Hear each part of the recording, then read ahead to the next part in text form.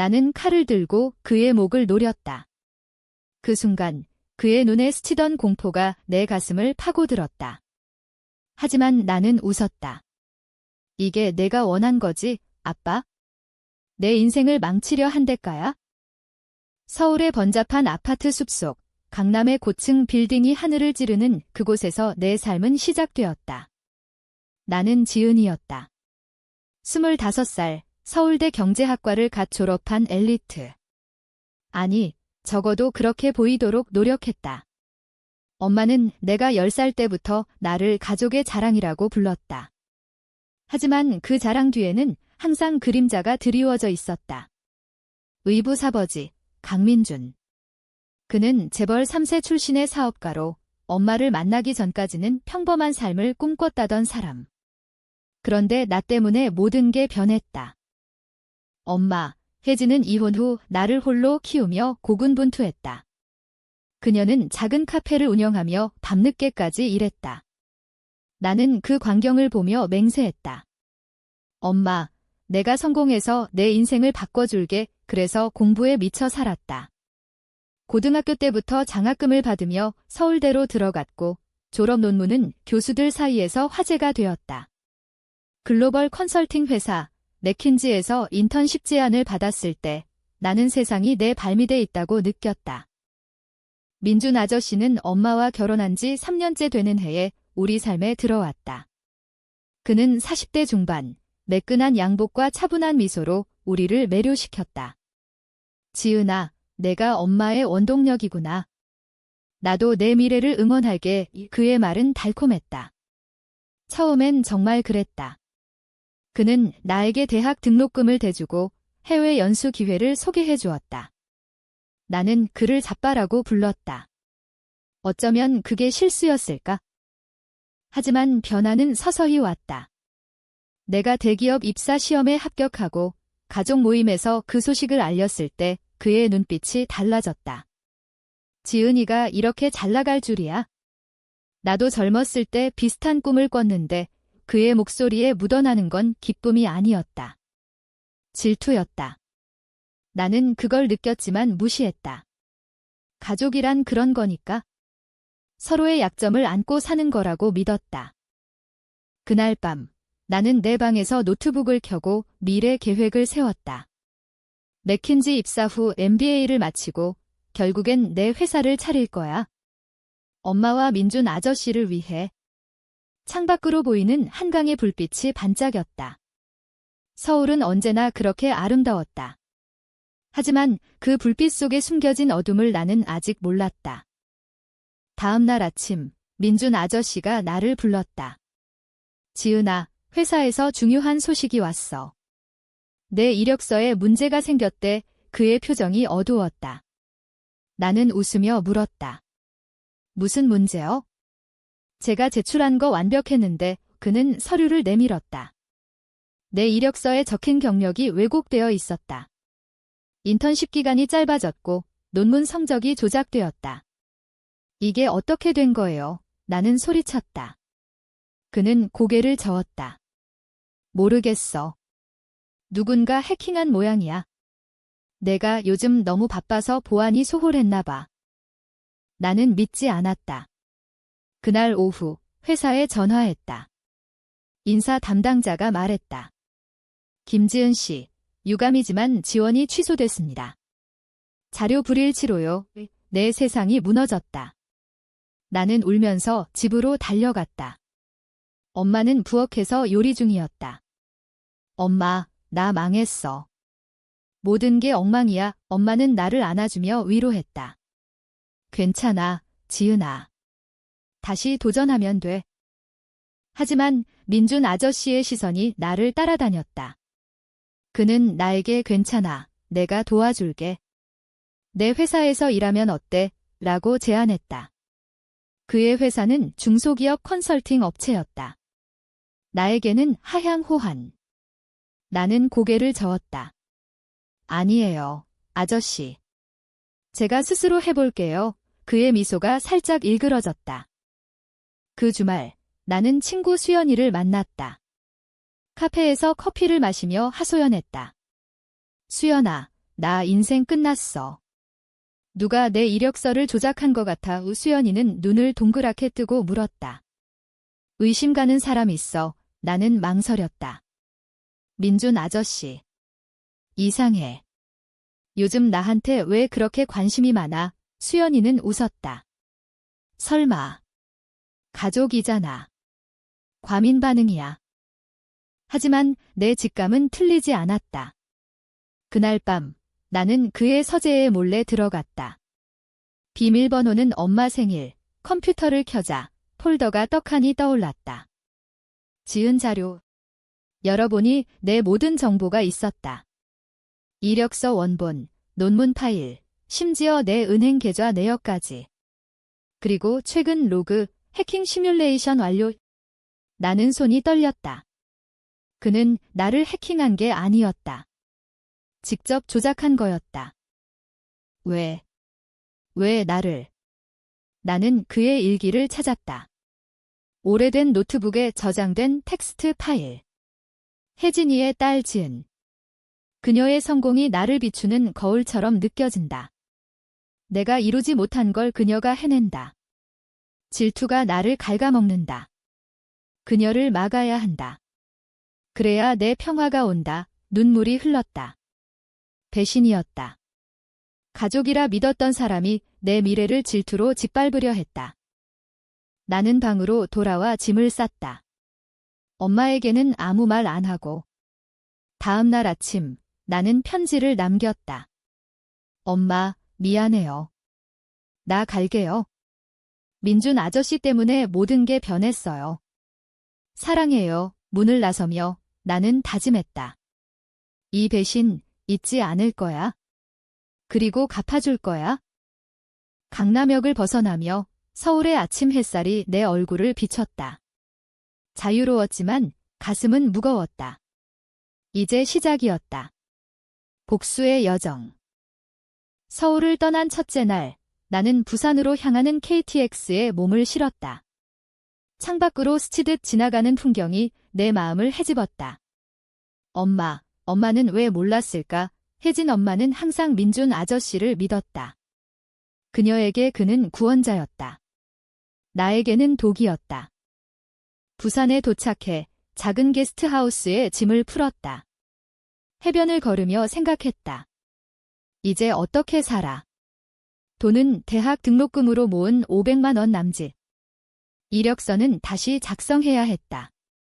하지만 그 조작의 상처는 지워지지 않았다. 나는 노트북을 열고 온라인 커뮤니티에 글을 올렸다. 취업준비생 여러분, 이력서 해킹 주의하세요. 익명으로. 댓글들이 달렸다. 그런 일 있네? 가족 중에 배신자 있나?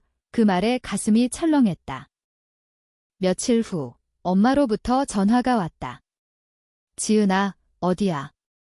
왜 갑자기 떠난 거니? 목소리가 떨렸다. 나는 참았다. 엄마, 민준 아저씨 일기 봤어. 나 때문에 내 인생을 방해하려 했대. 침묵이 흘렀다. 그럴 리 없어. 오해야. 돌아와. 나는 소리쳤다. 엄마, 믿어줘. 나 혼자서 해볼게. 전화를 끊고 나는 울었다. 가족을 잃은 기분이었다. 부산에서 일자리를 찾기 시작했다. 작은 컨설팅 회사에서 아르바이트로 들어갔다. 커피 심부름과 데이터 입력. 비하락직이었지만 여기서 다시 시작했다. 동료들 사이에서 나는 서울에서 온 미스테리 걸로 불렸다. 그중 한 명, 태호가 나에게 다가왔다. 지은 씨, 왜 그렇게 슬퍼 보이세요? 이야기해볼래요? 그는 부산 토박이 27살. 따뜻한 미소가 위로가 되었다. 태호와의 대화에서 나는 조금씩 털어놓았다. 가족이 배신했어요. 제 미래를 질투해서 그는 고개를 끄덕였다. 인간 심리란 게 다 그래요. 성공하는 사람 곁에선 질투가 피어나죠. 하지만 당신은 강해요. 포기하지 마세요. 그의 말이 내게 불씨를 지폈다. 나는 다시 공부에 매달렸다. 온라인 강의를 들으며 자격증을 따기 시작했다. 한편 서울의 소문은 내 귀에 들어왔다. 수연이로부터. 지은아, 민준 아저씨가 내 이력서 조작한 거 인정했대. 엄마랑 싸우고 있어. 나는 웃었다. 좋아. 그게 시작이야. 하지만 마음속엔 분노가 끓었다. 왜 엄마는 아직도 그를 감싸? 복수는 단순히 파괴가 아니었다. 그를 무너뜨리고 나를 재건하는 거였다.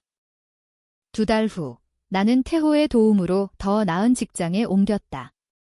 부산의 중소 컨설팅 펌, 여기서 내 재능이 빛났다. 클라이언트 프로젝트에서 혁신적인 분석을 제안하자 상사가 놀랐다. 김지은, 너 서울대생 맞아? 이 아이디어 최고야. 승진의 냄새가 났다.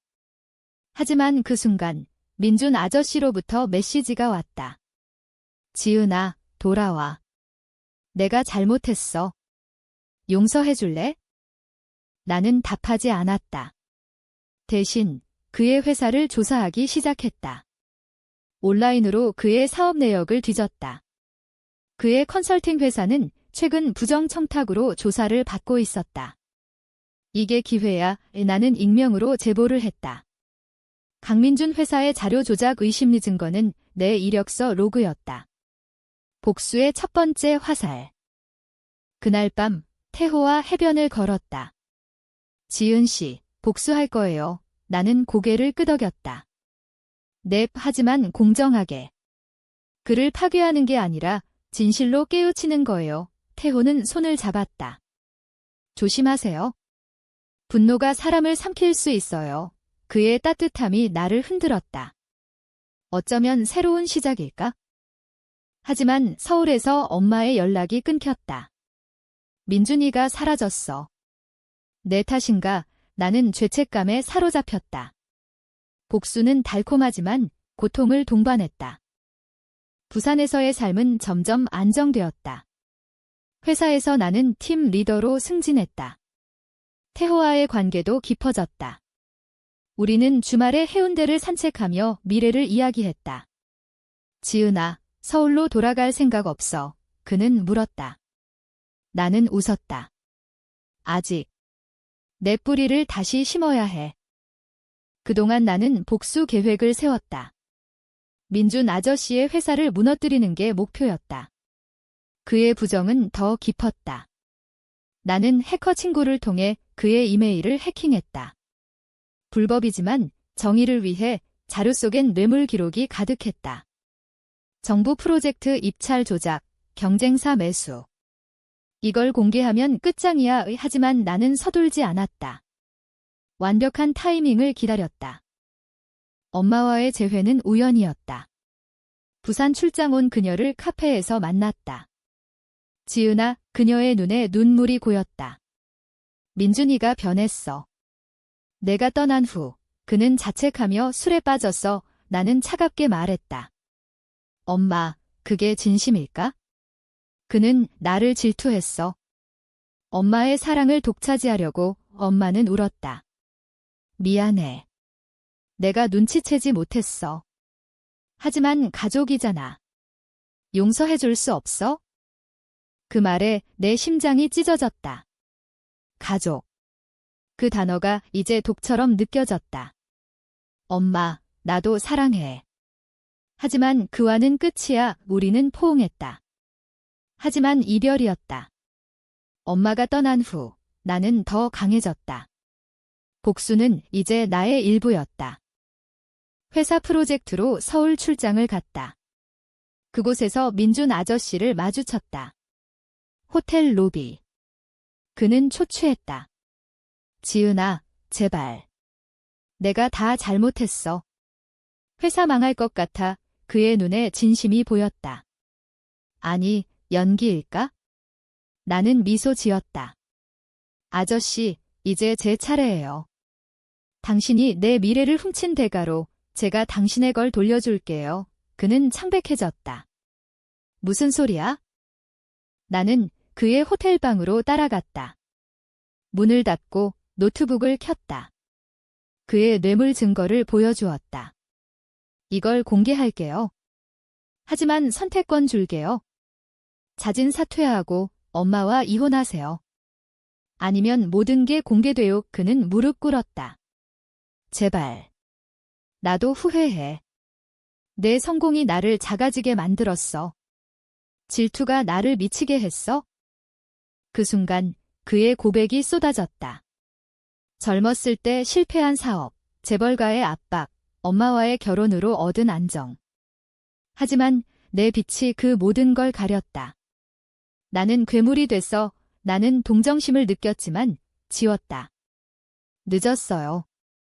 결정하세요. 그는 고개를 끄덕였다. 알았어. 이혼할게. 나는 방을 나서며 자유를 느꼈다. 하지만 가슴속엔 빈 공간이 있었다. 복수는 승리지만 상처를 메우진 못했다. 태호가 기다리고 있었다. 어땠어? 나는 안겼다. 끝났어. 이제 새로 시작하자. 부산으로 돌아가는 기차에서 나는 창밖을 보았다. 바다가 빛났다. 재건의 시작. 승리는 일시적이었다. 민준 아저씨의 이혼 소송은 복잡했다. 엄마가 저항했다. 지은아, 왜 이렇게까지 해? 그는 변했어. 전화 속 목소리가 절박했다. 나는 설명했다. 엄마, 이게 공정해. 그가 한 짓을 용서하면 나의 고통이 헛되잖아. 하지만 엄마는 울며 끊었다. 회사에서 나는 더 큰 프로젝트를 맡았다. 글로벌 클라이언트, 삼성 관련 컨설팅. 내 분석이 성공하자 헤드헌팅이 왔다. 서울의 대형 펌 김지은 씨, 당신 재능 필요해요. 나는 망설였다. 서울로 돌아간다는 건 과거와 마주치는 거이 하지만 기회였다. 수락할게요. 서울로 이사했다. 태호는 따라오지 않았다. 지은아, 나 부산에 남을게. 내 꿈을 응원할게. 이별의 아픔이 또 왔다. 사랑도 복수의 희생물이었다. 새로운 아파트, 강남. 하지만 이번엔 혼자서 샀다. 내 돈으로. 민준 아저씨는 사라졌다. 소문에 따르면 시골로 내려갔다고. 하지만 그의 그림자는 남아있었다. 내 새 회사에서 동료가 물었다. 지은 씨, 강민준 씨랑 아는 사이예요. 그 사람 스캔들 때문에 업계가 시끄러워요. 나는 웃었다. 과거직, 하지만 내 제보가 퍼졌다. 그의 회사는 파산 직전. 어느 날 익명의 편지가 왔다. 내가 한 짓 후회할 거야. M.J. 위협이었다. 나는 경찰에 신고했다. 하지만 증거 없음. 불안이 스멀스멀 피어났다. 밤에 잠 못 이루며 생각했다. 복수가 나를 변화시켰어? 더 차갑게. 엄마와의 만남은 카페에서. 그녀는 야위었다. 지은아, 민준이가 자살 시도했어. 그 말에 내 세상이 흔들렸다. 뭐? 왜? 내 복수 때문이래? 그는 무너졌어. 죄책감이 밀려왔다. 나는 울었다. 엄마, 미안해. 하지만 그는. 그날 나는 민준 아저씨를 찾아갔다. 시골집이 그는 창가에 앉아 있었다. 왔구나, 지은아. 그의 눈은 텅 비었다. 내가 이겼어. 하지만 나뿐만 아니라 너도 잃었어. 가족을. 나는 소리쳤다. 당신 탓이야. 당신이 먼저 배신했어. 그는 웃었다. 맞아. 질투가 나를 맹목해 했어? 이제 보니 내가 엄마의 진짜 빛이었어. 대화 끝에 그는 용서를 구했다. 살아갈게. 내 덕에 깨달았어. 나는 돌아섰다. 하지만 발걸음이 무거웠. 복수는 정이지만 파괴적이었다. 회사에서 성공이 이어졌다. 프로모션, 언론 인터뷰. 젊은 컨설턴트의 성공 스토리. 하지만 속으로는 텅 비었다. 태호에게 전화했다. 보고 싶어. 그는 왔다. 서울에서 재회. 지은아, 이제 그만해. 복수 끝났잖아. 우리는 키스했다. 사랑이 치유의 시작이었다. 하지만 그늘은 아직 남아 있었다. 익명의 위협이 계속됐다. 위협은 현실이 되었다. 어느 밤, 내 아파트가 침입당했다. 서랍이 뒤집혔고 노트북이 사라졌다. 복수 증거 파일이 들어 있었다. 나는 경찰에 신고하고 회사에 휴가 신청했다. 누가? 민준 아저씨, 수사관이 물었다. 나는 고개를 끄덕였다. 가능성 있어요. 엄마가 달려왔다. 지은아, 무사해. 우리는 안겼다. 오랜만에 따뜻함.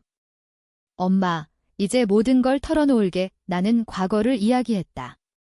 배신, 질투, 복수. 엄마는 눈물을 흘렸다. 내가 미안해. 내 인생을 망친 게 나야 아니었다. 하지만 그 말에 용서가 싹 텄다.